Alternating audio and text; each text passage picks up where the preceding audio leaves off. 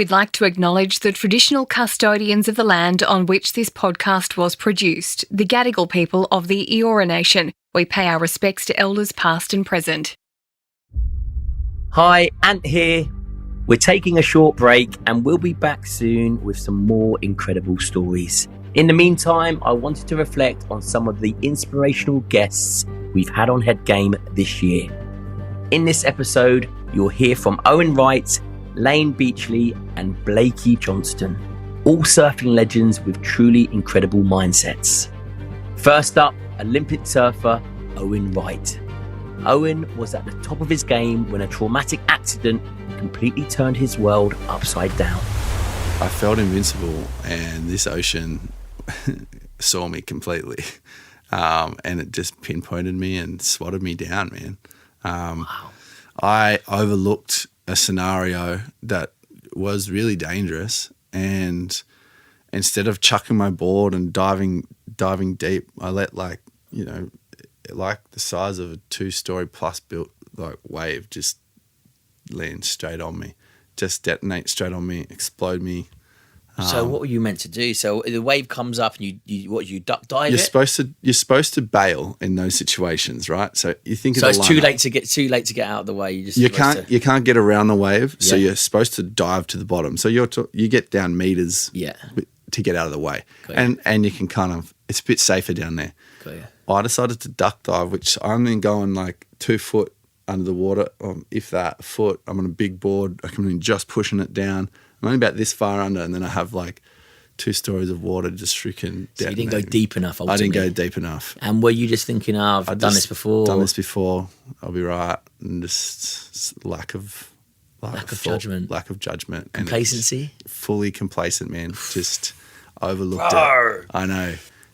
And the thing just detonated me, shook the life out of me. I had what they call I had a TBI and a severe concussion, but the type of concussion I had wasn't from like blunt force trauma. It was from like what the doctor in hospital said, like a blast victim. My head looked like a blast victim from their war vets that they see. I got what they call shaken baby syndrome essentially, and it just like shook my head so hard that it had all these bruises and contusions on each side of my brain where it just bounced off each side. And this was the washing machine like effect under the wave. Yeah, under the wave. And I was just completely ragdolled. Just basically shook the living daylights out of me. One wave. One wave, yeah. When do you realise you're in trouble? Or does it happen so quick? Or when do you think I've effed up here? There's a moment in time where it was just fully black. Yeah. Then there's a period of time where I remember being conscious, but like not able to move or anything, and like just I was still way out the back. It was just I had probably 10 of those waves land one after another on top of me. It was it was a consecutive. It was like 1 and then 2 and then 3 and then 4 and 5. It was like a multiple wave set, just like, and because the way the lineup works, I was deep, I was out and deep, and the water comes down the reef and pushes you in. So each wave that hit me, I was still in the line of fire because I was just not in, I was just slightly down the reef further where the wave was still like landing and dumping. So I got each wave the whole way down, and then just like... So you got churned and munched up and I was minced, man. In the washing machine of 10 waves. Yeah. One after the other. I remember just holding on, just in my mind, just going, just it's just like trying to stay conscious. Do you think you were going to die? At that stage, yeah. I was. So there's a point where you're just like, I'm done. I'm dead. Yeah. I was. Every one that came in, I'm done. I don't know. I'm like, it just felt like I was done already. Owen's story of recovery and his journey back to his board is inspiring. If you'd like to hear the full episode, I'll link it in the show notes. My next guest is Layne Beachley. Layne's path to success hasn't been an easy one. The 7-time world surfing legend embraced setbacks and used them to propel her growth. In this special interview, she opened up about the moment she learned she was adopted after losing her mother at just 7 years old.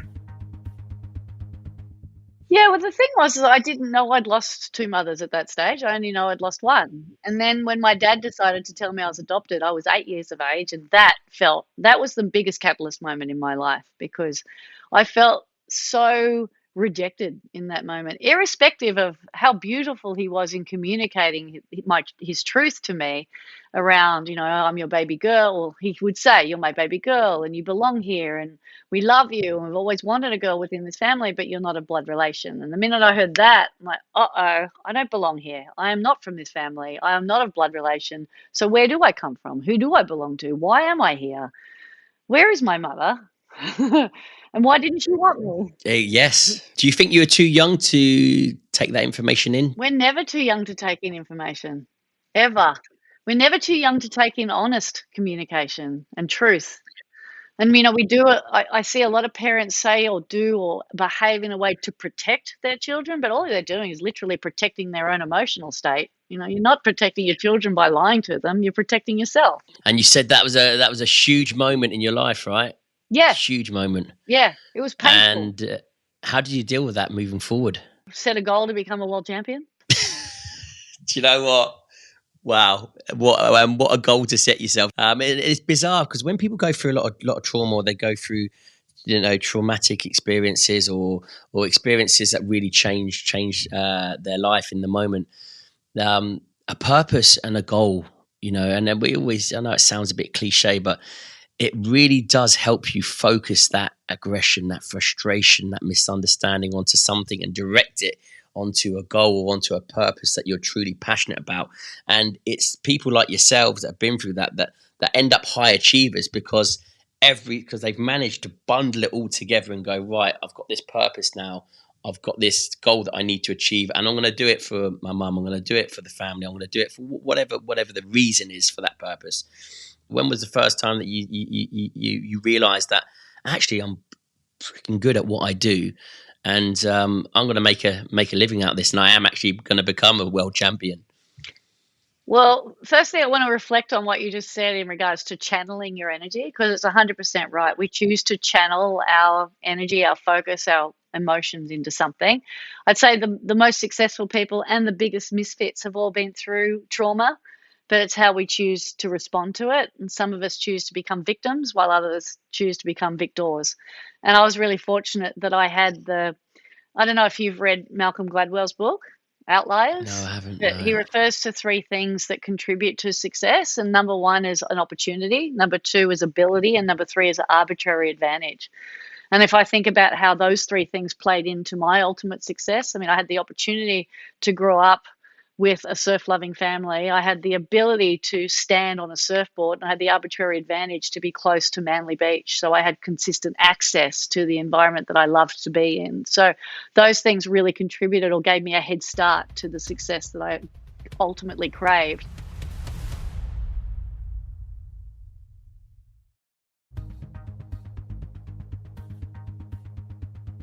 In 2023, Blakey Johnston achieved one unbelievable goal.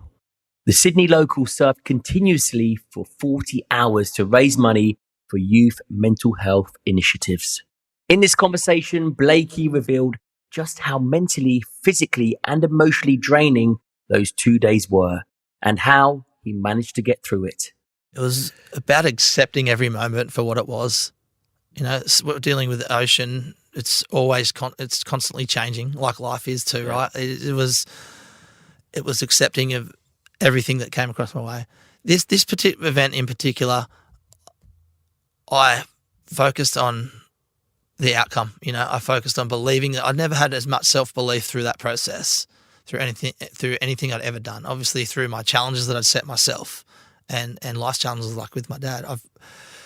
I've been through quite a bit, and into this event, I visualized and believed that I was doing it for the right reasons, and I actually manifested the moments beforehand. I was running past the alley every day, imagining this huge crowd that was there, and sort of going, oh, whatever, but starting off just, imagine this huge crowd's there, I really feel it. But then ended up running past, stopping, breathing in, feeling in the moments and visualising this moment actually happening, feeling it, not just thinking this thing's going to happen. So everything that I was doing leading to that event, every surf I'd go for, every time I was down the beach, the intention for everything was towards this goal. So I was, I was thinking being connected with the moment. Being connected with the moment. Yeah. So I got to this one part in particular of the surf where it was the hardest. My eyes were just on fire. I had to close them most of the surf because the lights were brighter than I thought they were going to be, because the surf was bigger than I thought it was going to be for the first 10 hours. Really? So it's a beautiful day. So the sunrise came up and my eyes were already cooked on the first day. And, I was riding a wave. No one really – I surfed every wave with intention. I surfed it as a surf. I didn't flick off to get numbers. Yeah. If the wave had a section for a turn, I was going to surf the wave properly. I wore one wetsuit, I rode one board just to do it authentic and do it. And when I hit the water, I was full of self-belief, so much full of self-belief that I wasn't really listening to there was a doctor on the beach going, slow down, don't ride the waves into the short break, you're using too much energy, you've still got 35 hours to go. Yeah. No matter what I was accepting whatever I was going to go through was going to be in front of me and I would get through it. So yeah, it was a lot harder from earlier on. From the first morning was just, the surf was bigger. I did 500 duck dives. When you go into the wave, I did about between 350 and 400 duck dives going through. I'd rode 220 waves by the time the sun came up. So Hurt Town came in really early. That was like, people don't appreciate that. You're being on the water and keeping yourself in that area, keeping yourself safe, so you're not. That's a challenge in itself, right? Foot, yeah, 100% positioning, and ideally a world record. It's small and it's clean, and it's your mates are out there with you for support or they're there for water safety. But this was big surf. Like the beaches would have been closed, and no easy places to get out. So my friends would come out and they'd just get smashed around and go in. So I was working really, really hard. So I'm proud of that I did it. Didn't hand it to me. The ocean didn't hand it to me. I had to really work for those waves and those times that I got in, and the fact that I surfed every wave and every section I could was something that I'm proud of as a surfer too. You feel like you completed. I wasn't just doing a world record. I was doing it properly. Yeah, absolutely. Surfing challenging waves, doing it the numbers. It sounds like the world record was almost out of your head because if you wanted to go for the world record, you'd hit the wave, come off. Go back. Exactly. Do it in Waikiki in 35-degree water. But this was about, proving to the people that everything had built up around the event. There was 150 people there at 1 a.m. in the morning when I was paddling out, So I have a responsibility, like I always feel, to be accountable to my word and do it properly. And I know a lot of kids were there watching and it was getting broadcasted, globally. So it was a huge event. Yeah, it was an opportunity to show, that do what you say you're going to do. Be accountable to your word, and you can do the things that you set out to do. Hear these incredibly moving stories from Owen Wright, Layne Beachley, and Blakey Johnston in full now. I've linked the episode details in the show notes. Thank you so much for listening to Head Game. If you enjoyed this episode, make sure you're subscribed and leave me a review wherever you're listening. I'm Middleton. See you again next time.